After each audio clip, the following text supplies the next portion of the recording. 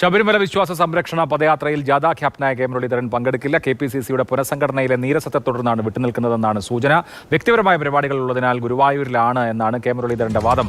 അമൽ തേനംപറമ്പനാണ് വിവരങ്ങളുമായി ചേരുന്നത്. അമൽ, ഞാനിനി ഒന്നും പറയാനില്ല എന്ന് പറഞ്ഞ് VD സതീശൻ പിണങ്ങിപ്പോകുന്നത് കണ്ടു.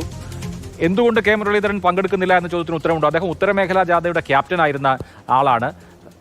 1-ാം തീയതി ആയത് കാരണം ഗുരുവായൂരിൽ പോകുന്നു എന്ന് പറയാം. അതിനപ്പുറത്ത് അദ്ദേഹത്തിന്റെ ചില നോമിനികൾക്ക് ഈ KPCCയുടെ ജംബോ പട്ടികയായിട്ട് പോലും അതിൽ സ്ഥാനം കിട്ടിയില്ല എന്നുള്ളതിൽ കടുത്ത പ്രതിഷേധത്തിലേക്ക് മുരളീധരൻ പോകുന്നുണ്ടോ?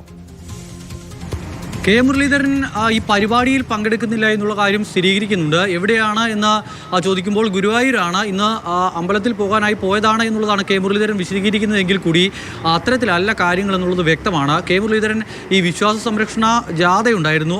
4 മേഖലാ ജാഥകളാണ് നടന്നത്. അതിൽ തിരുവനന്തപുരത്തു നിന്നും അടൂർ പ്രകാശും അതോടൊപ്പം തന്നെ കൊടിക്കുന്നിൽ സുരേഷും ബെന്നി ബെഹന്നാനും കെ മുരളീധരനുമാണ് ഈ ജാഥകൾ നയിച്ചിരുന്നത്. ആ ജാഥകൾ ഇന്നലെ സമാപിച്ചിട്ടുണ്ട്. പക്ഷേ ആ ജാഥ വിശ്വാസ സംരക്ഷണ ജാഥ എന്ന പരിപാടി കഴിഞ്ഞതിന് ശേഷം തൊട്ടടുത്ത ദിവസം വിശ്വാസ സംരക്ഷണ പദയാത്ര കൂടി നടത്താം എന്നുള്ളൊരു തീരുമാനം UDF കൈക്കൊണ്ടിരുന്നു.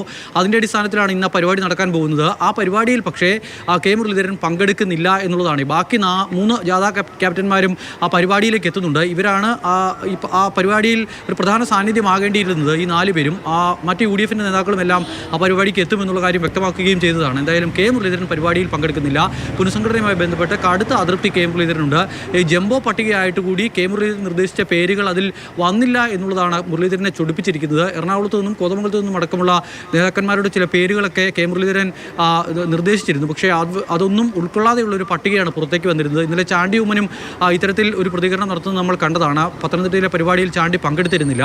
അത്തരത്തിൽ പുനഃസംഘടനയുമായി ബന്ധപ്പെട്ട് കടുത്ത അതൃപ്തി പാർട്ടിക്കുള്ളിൽ ഉണ്ടാകുന്നു. കെ സുധാകരൻ്റെ പ്രതികരണം എഴുതിയ പ്രതികരണമാണ്. ഈ പ്രതികരണം എന്താ എന്നുള്ളത് ഇപ്പോൾ വാർത്ത നമ്മുടെ വാട്സപ്പ് ഗ്രൂപ്പിൽ വന്നതാണ് ഞാൻ കണ്ടത്. തനിക്ക് പൂർണ്ണ തൃപ്തിയാണ് എന്നുള്ളത് ഈ കെ സുധാകരൻ പറയുന്നുണ്ട്. പക്ഷേ ആ പറയുന്നതിൻ്റെ ടോൺ എന്താണെന്ന് മനസ്സിലാകുന്നില്ല. ഒരു പരിഹാസമാണോ അതിലുള്ളത് എന്നുള്ളതാണ്. ഇതുപോലെ തൃപ്തിയുള്ള ഒരു പുനഃസംഘടന ഇതുവരെയും ഉണ്ടായിട്ടില്ല എന്നാണ് സുധാകരൻ പറയുന്നത്. സുധാകരന്റെ ഒരു രീതിയൊക്കെ അറിയാവുന്ന ആളുകൾക്ക് അറിയാമല്ലോ. ഇത്രയും തൃപ്തി മുമ്പ് ഉണ്ടായിട്ടില്ല എന്ന് പറഞ്ഞാൽ പുള്ളി കൃത്യമായ അതൃപ്തിയാണ് പറയുന്നത്.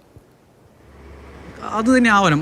ഇനിയിപ്പോൾ മറ്റ് ആരുടെയൊക്കെ പ്രതികരണങ്ങൾ ഉണ്ടാകുമെന്നുള്ളതാണ് കണ്ടറിയേണ്ടത്. KC വേണുഗോപാലുമായി അടുപ്പം കാത്തു സൂക്ഷിക്കുന്ന ആളുകളെ കുത്തിനിറച്ചൊരു പട്ടിക എന്നൊരു വിമർശനം ഈ പട്ടിക പുറത്തു വന്നതിന് തൊട്ട് പിന്നാലെ തന്നെ ഉയർന്നു വന്നിരുന്നു.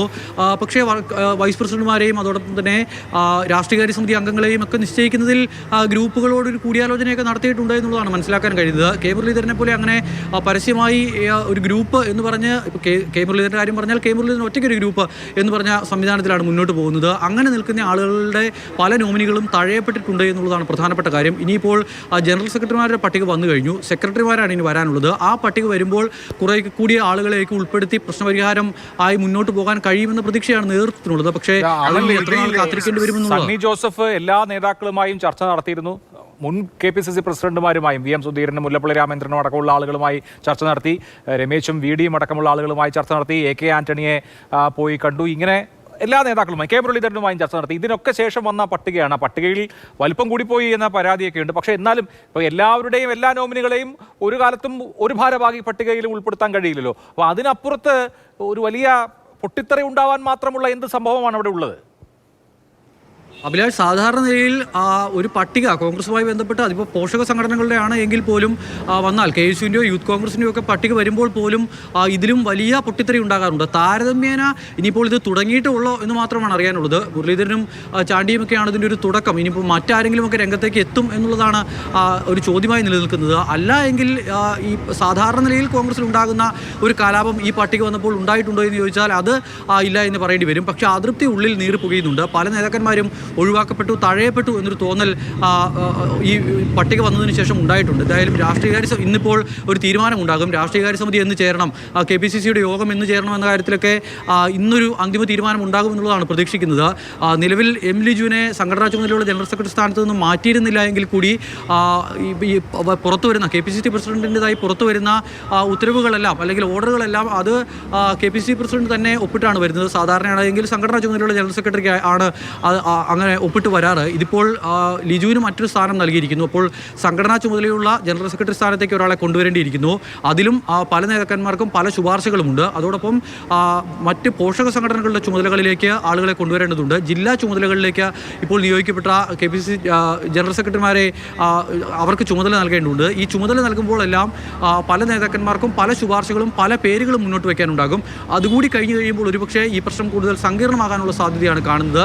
നിലവിൽ എന്തായാലും കെ മുരളീധരൻ ചെറിയ തോതിൽ പൊട്ടിത്തെറികൾ ഉണ്ടാവുന്നു. KPCCയുടെ പുതിയ ഭാരവാഹി പട്ടികയെ ചൊല്ലി കെ മുരളീധരൻ വിശ്വാസ സംരക്ഷണ പദയാത്രയിൽ പങ്കെടുക്കുന്നില്ല.